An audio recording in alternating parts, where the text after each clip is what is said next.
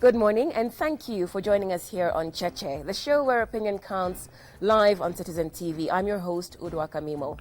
Now, calls for and mostly against a referendum have dominated much of the news in the past weeks, calling into question the state of Kenya's political opposition. Well, our first guest today supports those calls, being one of the luminaries of the opposition Court Alliance. He, in fact, made a name for himself by opposing governments and presidents. His exertions earned him exile and prison. He's a prolific lawyer and debater, James Orengo. He's found his way into politics, first as an MP, government minister, and now as the Honorable Senator for Siaya. We also have with us the Senate Majority Leader, Kithure Kindiki, who represents the governing Jubilee coalition. He's a familiar face here. I anticipate a lively discussion as Mutegi Njau of Royal Media Services and political commentator David McCarley likely have strong views on this issue of the referendum and the opposition. Good morning and welcome back to Cheche. Senator Orengo, I'll start with you because it's been some time since you have been on the program. Why does CORD believe that Kenyans should go back to another vote 4 months after the general election? Normally this happens. I mean, a lot of people are finding this odd, but if you look at the American example, the Indian example, the South African example, immediately after the promulgation of their constitution, they went back looking at that constitution, forming commissions, so that they took the first opportunity to regularize what may not have been quite put right. So I think Kenyans should not be afraid of this debate. And you know that the constitution as was agreed in Naivasha was really a compromise. There were certain provisions in that constitution that were really at odds with what the Kenyans wanted, and some were in conflict with the desires that had been expressed by the committee of experts. So what you're telling us is that if CORD had won the general election in March, you would still be pursuing these constitutional changes? Certainly. Because I know, for example, you know, the issue of the Senate, that was a deal breaker according to our political rivals at Naivasha. They said that if we were going to have the Senate in the form that it was in the Boma's draft, that would be the deal breaker. They wanted a far much weaker Senate. In fact, at the time, they were calling it either the House of Chiefs or the House of Provinces. It was never desired on their part to have the Senate. And leave alone even the question. I mean, our PNU friends in Naivasha, they were basically against devolution. And our argument, which I think carried the day, was that if we agree on devolution, then you must have a Senate, because this is what... Okay, so we're mixing up issues here, because you're talking to us about devolution, whereas CORD has been asking for a parliamentary system. And so your colleague here, Senator Kindiki, you were on Cheche months ago talking about exploring the idea of a referendum because you felt the devolution was being frustrated and the Senate was not being respected. You've since adjusted your position. That is correct. Thank you very much, Udwak. First and foremost, I wanted to clarify what my brother and my senior, Senator Orengo, has said. The issue of the challenges, the legal challenges that exist in the way Senate is structured were caused by members of the 10th Parliament across political parties. And in any case, our politics being a highly migratory business, some of those people are sitting pretty in court, including my brother Moses Wetangula, who that time was in PNU, but now is a principal of court. So this responsibility cannot be associated to any political divide. It's a responsibility for the members of the 10th Parliament who are afraid of a strong Senate because they did not know. Okay, you've clarified that. But having said that, having said that, we began 2 months ago a process to encourage national dialogue around issues around devolution and build consensus around it with the view of having a referendum on it. Nowhere did we agree on the timing of that referendum because we felt we've just come from a high energy and divided political election And I want also to differ with Senator Orengo, because unlike South Africa and other places he has mentioned, politics is not as harsh and cruel as it is in Kenya. I was in Rwanda 3 weeks ago. They are having a parliamentary election next month. There is hardly no activity. And when we ask them how they are going to elect their members of parliament, they call them deputies without campaigns. They say there, you know, you just wait until election day and you either be elected or not. So because of those reasons, what happened, and that's why we began a Senate, both majority and minority. Some of us are representing the ruling coalition. But we said, no, this discussion is a bipartisan discussion. We even differed with, you know, so to speak, with the position that perhaps our party leaders had taken. What happened is that our friends hijacked the process. And they made it a partisan affair, started attacking the Jubilee coalition, mixing issues, calling on the presidential system, parliamentary system, talking about the last general election, which they believe they won, but I don't know where this belief is founded from. So we said, ladies and gentlemen, if you are talking about political parties, we also have one, okay? And we need that to be clear. We also have a coalition. So that agenda has been hacked into by code. And because it has been hacked into, for now, we have told the nation we don't think proceeding on to a referendum in this state, and at this point, is desirable for Kenyans. I just have an issue to pick with what Senator Kindiki is saying. You say that there had been an agreement within the Senate for a referendum, and you say there was no particular timing for it. I find that a bit inaccurate, because then how soon was this referendum to be held?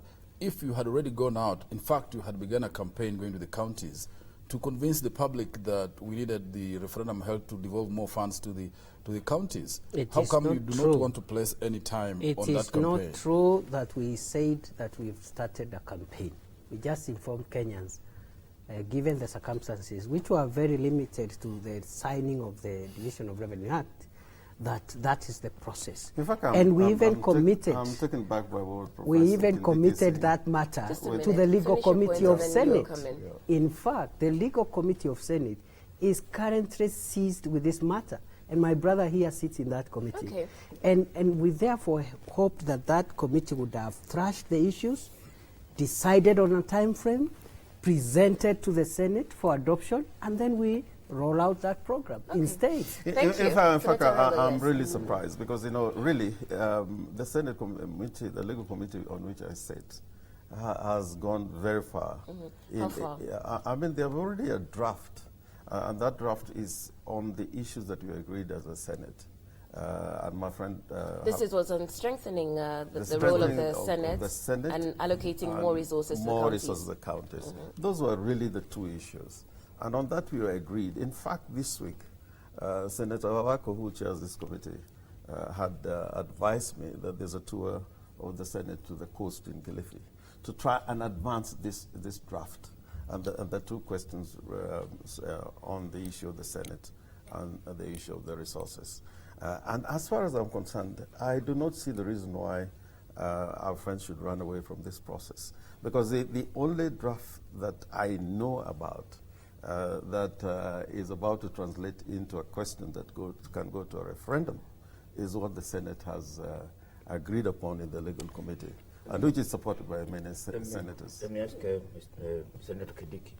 Since Jubilee is now saying it is within your manifesto that you should give 40%, why then were you raising issue before? Why were you not referring to a manifesto? Because strengthening the Senate is not just about more money to the counties. And we are very clear as senators. There is an impression created that if you take all the money in Kenya to the counties, then we will move the country forward. That is not true.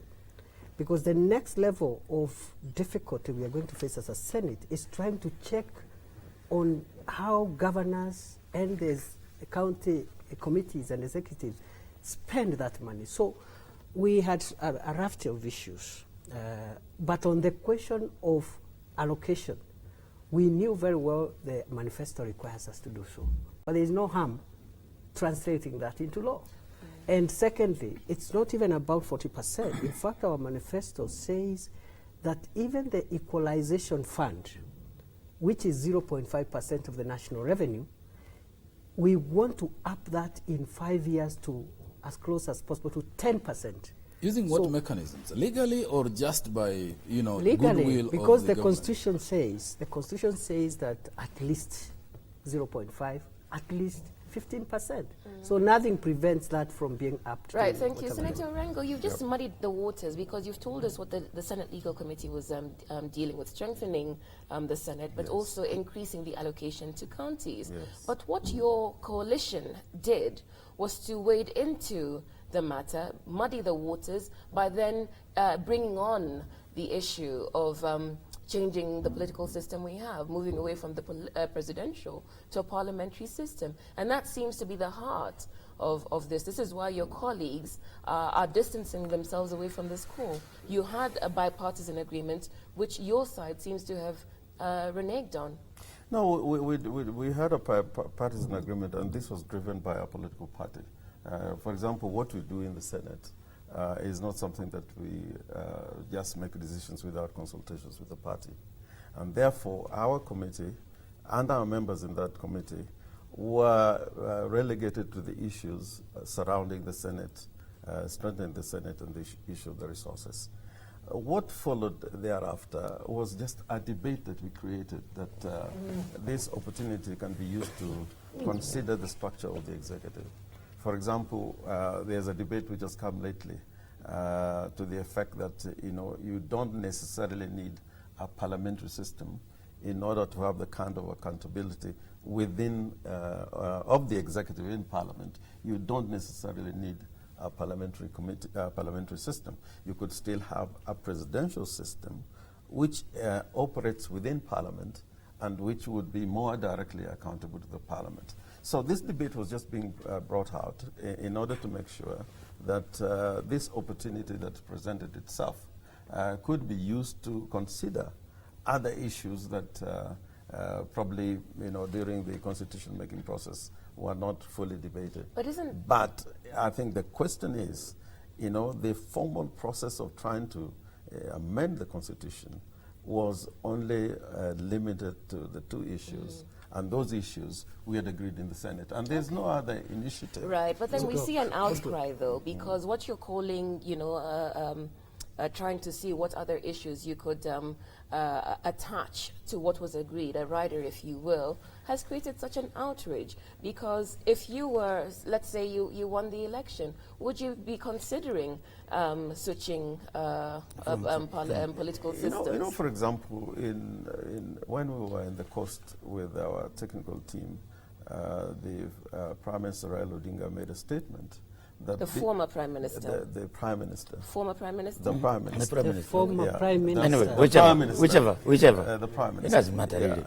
Yeah. He made a statement that we needed a bipartisan approach. In fact, he said he gave our friends 2 weeks within which to sit down together in order to move forward in the question of amending the Constitution.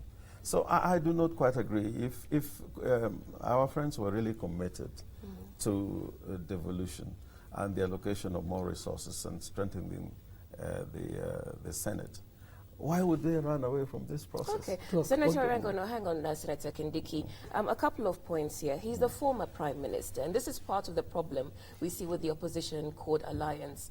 There seems to be a sort of sycophancy attached to his person, so that even when you are arguing for a change of the Constitution, it seems to be a change that would improve his fortunes. It seems to be a change that would address the fact that he did not win the election, that he's not the president of Kenya. And so that is one of the accusations leveled against your opposition court alliance, that everything revolves around the person and personality of the former Prime Minister. No, not at all, not at all. In fact, when we use the title Prime Minister, he's the former Prime Minister. It follows. I mean, we have generals. You could call him the party leader? The party leader, yes. All those party leader of CORD, party leader of ODM.